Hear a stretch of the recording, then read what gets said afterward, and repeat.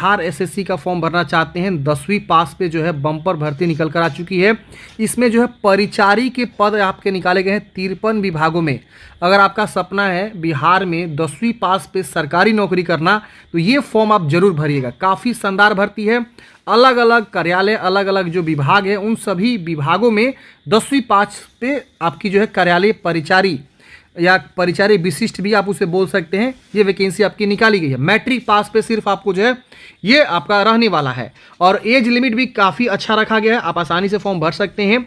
और जो भी लोग संविदा पे हैं वो लोग तो भरेंगे। इसके अलावा महिला और पुरुष दोनों ही फॉर्म भरेंगे। विकलांग पर्सन भी यहाँ पे फॉर्म को अप्लाई कर सकते हैं। पूरी इन्फॉर्मेशन देंगे, किस किस विभाग में बहाली है, कब से कब तक आपको फॉर्म भरना है, सिलेक्शन प्रोसेस क्या है, सारा जानकारी बताएंगे। सैलरी लेवल भी आपको बताएंगे, काम क्या करना होता है ये भी मैं बताऊंगा। तो वीडियो को आपको लास्ट तक देखना है और समझना है। देखिए, बिहार एसएससी का ये ऑफिशियल साइट है। यहाँ पे आप देखेंगे एडवर्टाइजमेंट नंबर, ये देखिए व्यू डिटेल एडवर्टाइजमेंट आपको यहाँ पे दिया गया है, जिसमें आपको बताया गया ऑफिस अटेंडेंट, जिसको हम लोग कार्यालय परिचारी हिंदी में बोलते हैं। इसका एक इंट्रेंस एग्जाम होगा, उसके आधार पे आपका चयन किया जाएगा। 2 इंट्रेंस एग्जाम होगा, एक प्री होगा और उसके बाद से एक मेंस होगा, ठीक है ना। 2 फेज में एग्जाम होते हैं और इस आधार पे आपका चयन होगा। लेवल 1 की सैलरी आपको मिलेगी। काफ़ी बढ़िया जॉब है। और अगर आपने ग्रेजुएशन किया हुआ है ना फ्रेंड्स, तो आप जो है इस पद के लिए अप्लाई कर सकते हैं CGL 4 के लिए, यानी जो है 4th graduate level combined competitive examination. यहाँ पे जो है वैकेंसी निकाली गई। इसमें भी 1400 से ज़्यादा पदों पे वैकेंसी जो है निकाली गई है। और इसमें आप ऑफिसर बनते हैं, जैसे ASO हो गया, सांख्यिकी पदाधिकारी होगा, इन सब पदों पे वैकेंसी निकाली गई है। तो ग्रेजुएशन पास के लिए ये बहाली है। और अगर आप मैट्रिक पास हैं तो आप इस पद के लिए अप्लाई जरूर करिएगा। चलिए समझते हैं इसके डिटेल एडवर्टाइजमेंट के बारे में। CGL 4 के रिगार्डिंग मैंने ऑलरेडी एक वीडियो बनाया हुआ है, वो वीडियो नहीं देखे हैं तो देख लीजिएगा, लिंक आपको डिस्क्रिप्शन बॉक्स में मिलेगा।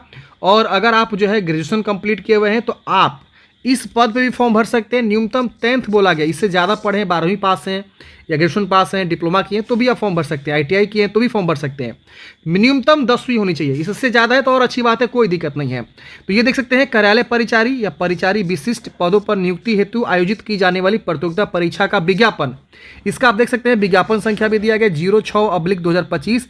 इसका जो ऑनलाइन आवेदन स्टार्ट होगा वो 25 अगस्त से स्टार्ट होगा और अंतिम तिथि जो है 26/9/2025 से आपका जो है रहने वाला है फॉर्म भरने का। अब मैं 25 अगस्त को एक आपको प्रॉपर वीडियो बना के बता दूंगा कैसे आपको फॉर्म को भरना है, स्टेप बाय स्टेप एक लाइव फॉर्म फिल करके बता दूंगा। अब इसमें देखेंगे तो बोला गया है कि इसमें जो है आपका लेवल 1 की सैलरी मिलेगी। अब लेवल 1 की सैलरी जैसे 1800 ग्रेड पे आपका लेवल 1 की सैलरी होती है, जिसमें आपका जो बेसिक पे होता है 19,000 समथिंग होता है। आप लेवल 1 की सैलरी जो है देखेंगे सर्च करके गूगल पे, तो आपको इन हैंड सैलरी जो है वही लगभग जो है 30,000 के आसपास आपको देखने को मिलेगा। अब डिपेंड करता है कि आपको जॉब कहाँ लगता है, पटना कार्यालय में लगेगा, किसी अच्छे विभाग में लगेगा तो आपकी सैलरी जो है अच्छी मिलेगी, थोड़ा सा बढ़ के मिलती है। बाकी सबका सैलरी लगभग सेम होता है, थोड़ा सा आगे पीछे होता है, 2-3 हज़ार का अंतर होता है। अब देखिए यहाँ पद का नाम दिया गया और विभाग या कार्यालय का नाम दिया गया है। तो देखिए पहला विभाग है जो कि निदेशालय नियोजन एवं प्रशिक्षण श्रम संसाधन विभाग के अंतर्गत देखेंगे 203 वैकेंसी है। अब 203 में से 35% आरक्षण भी यहाँ पे महिलाओं को दिया गया है। या देखिए लिखा हुआ 35% आरक्षण है। अब इस तरह से देखेंगे तो सेम पद का नाम सेम वही रहेगा। देखिए आप देख सकते हैं यहाँ पे श्रम संसाधन विभाग के अंतर्गत क्षेत्रीय कार्यालय बिहार पटना के अंतर्गत 52 वैकेंसी है। कार्यालय परिचारी मद्य निषेध उत्पाद निबंधन विभाग में जो है आपके 79 पोस्ट हैं।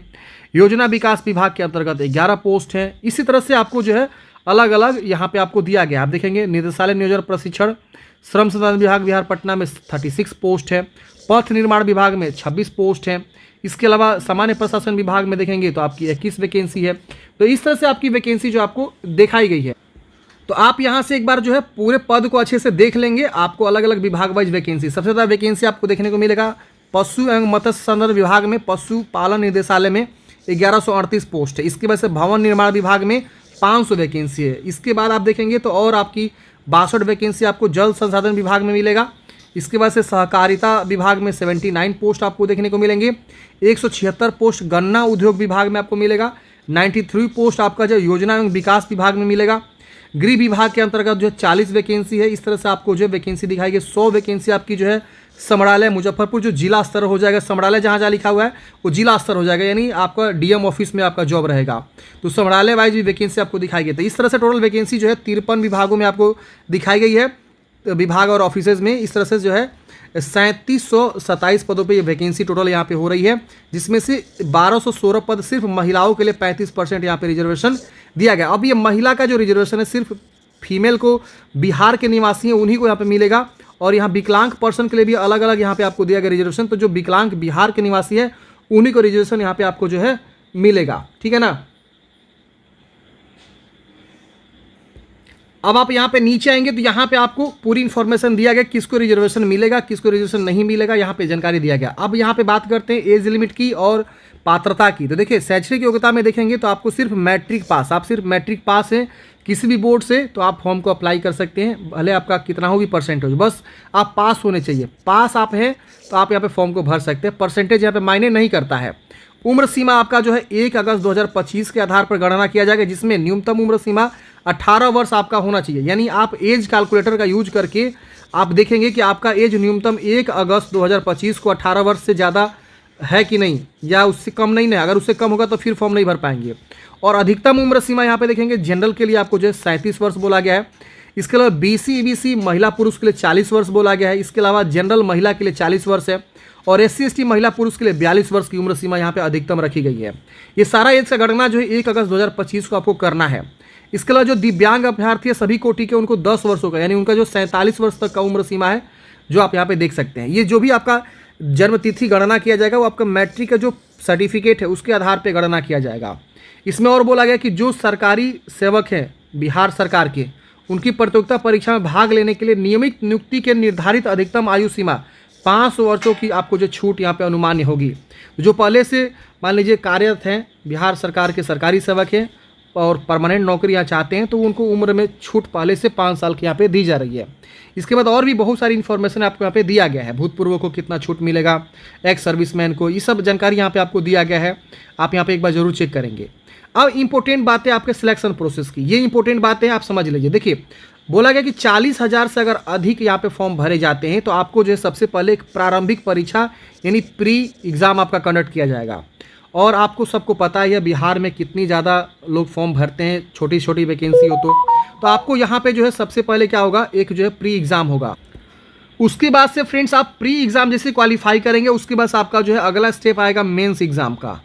फिर आप मेंस एग्ज़ाम में बैठेंगे। मेंस एग्ज़ाम निकलने के बाद से आपका जो DV होगा और बाकी का सिलेक्शन प्रोसेस आपका हो जाएगा। अब देखिए यहाँ पे बताया गया है कि जो आपका यहाँ पे प्री एग्ज़ाम होगा या मेंस एग्ज़ाम होगा वो जो है आपका लिखित परीक्षा होगा, जो कि OMR बेस ऑफलाइन होता है। आप सबको पता है बिहार SSC इसी तरह से करती है।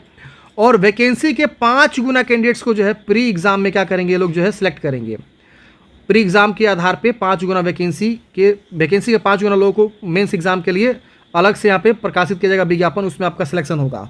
अब इसमें जो आपका प्री एग्ज़ाम होगा वो आपको बताया गया है कि ऑब्जेक्टिव टाइप होगा, वस्तुनिष्ठ प्राकृतिक का, और यहाँ पे देखेंगे सामान्य अंक गणित और सामान्य ज्ञान और सामान्य हिंदी के प्रश्न आपके पूछे जाएंगे। इसमें 100 अंक प्रश्न पूछे जाएंगे। एक सही उत्तर के लिए 4 अंक मिलेगा और गलत उत्तर के लिए 1 काट लिया जाएगा। 2 घंटे का आपका एग्ज़ाम होगा, और अगर कोई दिव्यांग अभ्यर्थी है तो उनका 2 घंटे 20 मिनट का एग्ज़ाम होगा।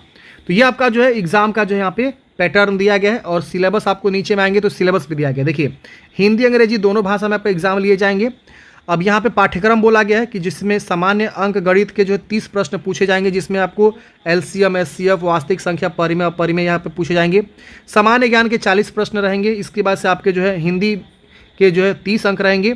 तो यही आपका सिलेबस रहने वाला है। अब इसी के आधार पर आपका चयन होगा और इसी के आधार पे आपका जो है फाइनल मेरिट लिस्ट तैयार होगा। ये मिनिमम क्वालिफाइंग मार्क्स आपको दिया गया है, इस पर आपको ध्यान नहीं देना है। आपको मैक्सिमम से मैक्सिमम जो स्कोर करना है ताकि आपका सिलेक्शन हो सके।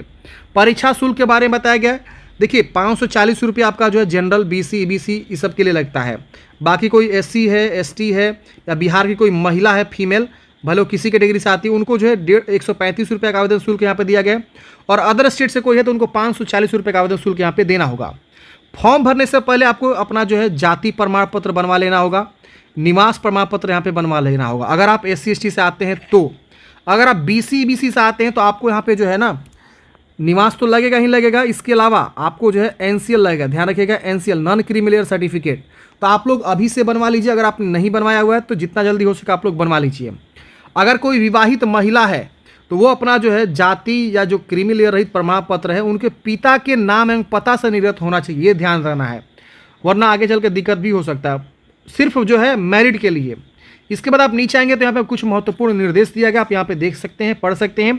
बाकी यहाँ पे इंपॉर्टेंट डेट है जो कि 25 अगस्त से फॉर्म स्टार्ट होंगे और 24/9 तक आप जो है यहाँ पे परीक्षा शुल्क जमा करने की अंतिम तिथि है। और अगर आपने परीक्षा शुल्क जमा कर दिया तो 26 सितंबर तक आप फॉर्म को भी अप्लाई कर सकते हैं। फॉर्म भरने के लिए मैट्रिक का मार्कशीट और सर्टिफिकेट चाहिए। इसके अलावा जाति निवास जो भी आपका लगता है ये चाहिए। इसके अलावा क्रीमी लेयर्स हैं तो क्रीमी लेयर, ईडब्ल्यूएस है तो ईडब्ल्यूएस आपको चाहिए। इसके बाद स्वतंत्रता सेनानी के पोता पोती नतनी है तो उसका प्रमाण पत्र चाहिए। दिव्यांग है तो दिव्यांग सर्टिफिकेट।